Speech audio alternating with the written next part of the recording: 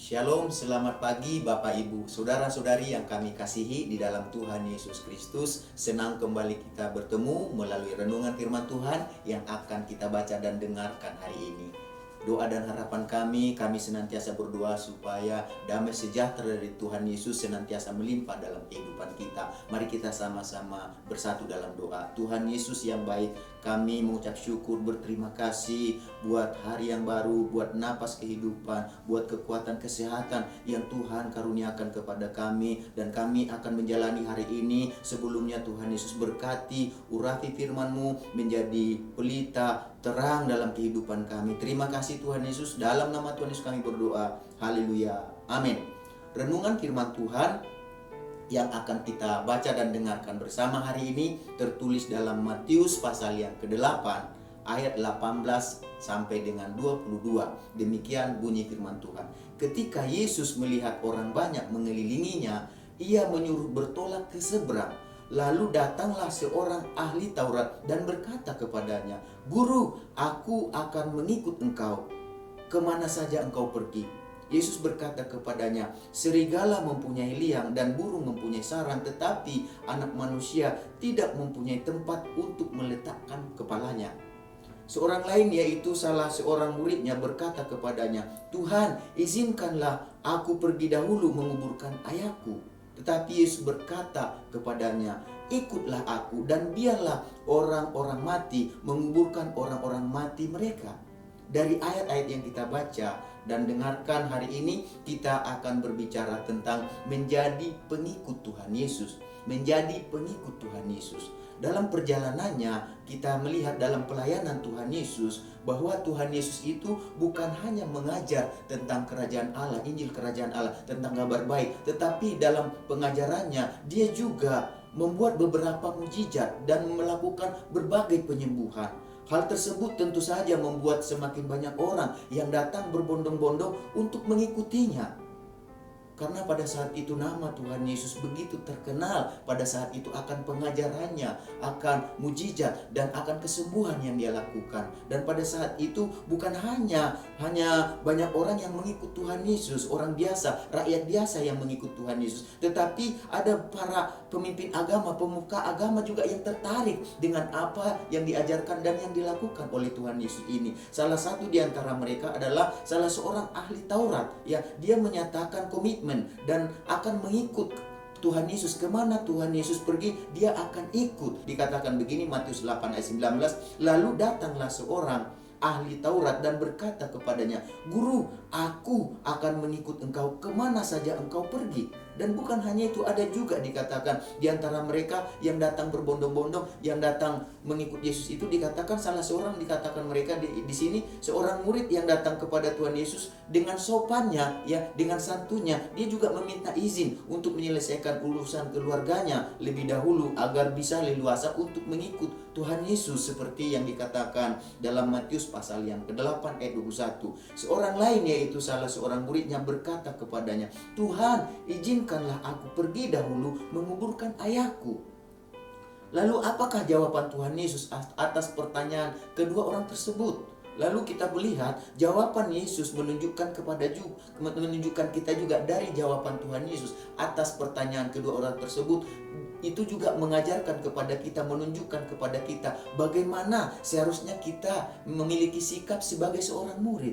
Yang pertama, sebagai seorang murid, kita seharusnya menyadari bahwa sebagai pengikut Tuhan Yesus, kita harus menyerahkan kendali kehidupan kita kepadanya. Jadi kalau kita katakan diri kita pengikut atau murid Tuhan Yesus, tentu saja kita harus menyerahkan kendali hidup kita kepada Tuhan Yesus. Artinya Tuhan Yesus yang mendalikan kehidupan kita. Artinya kita harus siap untuk mengalami apa yang dialami oleh Tuhan Yesus sebagai guru kita. Dia menjadi contoh dan teladan bagi kita. Apa yang dia alami, kita pun harus siap mengalaminya. Termasuk ketika kita harus mengalami berbagai penderitaan dan penolakan, kita juga harus siap untuk menyangkal diri sama seperti Tuhan Yesus menyangkal dirinya. Yang kedua, sebagai pengikut Tuhan Yesus berarti kita juga harus bersedia menomorsatukan Tuhan Yesus dalam kehidupan kita. Karena kita ini murid, karena itu kita ini pengikut Tuhan Yesus, dan kita harus meneladani Tuhan Yesus. Artinya kita harus menjadikan Dia sebagai nomor satu dalam kehidupan kita. Seperti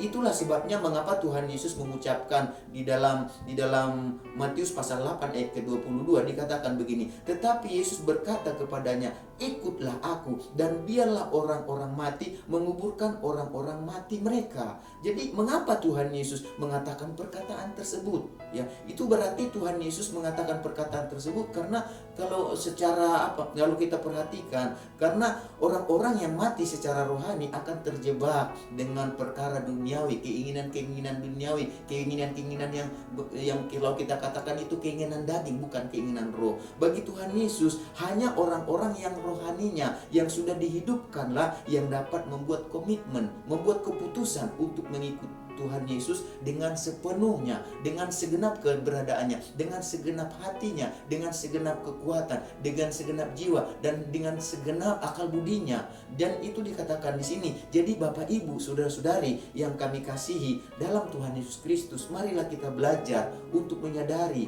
bahwa panggilan Tuhan Yesus itu ya menuntut jawaban sekarang, ya bukan nanti. Karena kesempatan belum tentu ada lagi dalam kehidupan kita. Kalau Tuhan panggil kita, mari kita ikut Dia. Kalau Tuhan nyatakan pilih kita, mari kita mengikut Dia. Dan sebagai pengikut Tuhan Yesus, marilah kita juga termotivasi untuk ambil bagian dalam rencana Tuhan Yesus dalam menegakkan kerajaan Allah di muka bumi ini. Tentunya dengan jalan kita terlibat dalam pemberitaan Injil, dan kita juga terlibat dalam menyaksikan Kristus lewat apa? Lewat kehidupan kita sebagai murid atau pengikut Tuhan Yesus. Oleh sebab itu Bapak Ibu, saudara-saudari yang kami kasihi dalam Tuhan Yesus, sebagai pengikut Tuhan Yesus, sebagai pengikut Kristus, mari kita pada saat ini siap untuk melakukan apa yang dilakukan oleh Tuhan Yesus. Mari kita siap untuk meneladani apa yang diteladani oleh Tuhan Yesus. Kalau kita katakan kita pengikut Yesus, berarti kita siap untuk menomorsatukan Yesus dalam kehidupan kita, baik itu di rumah tangga keluarga, dalam usaha pekerjaan, dalam setiap aktivitas kegiatan hidup kita. Mari kita sama-sama berdoa.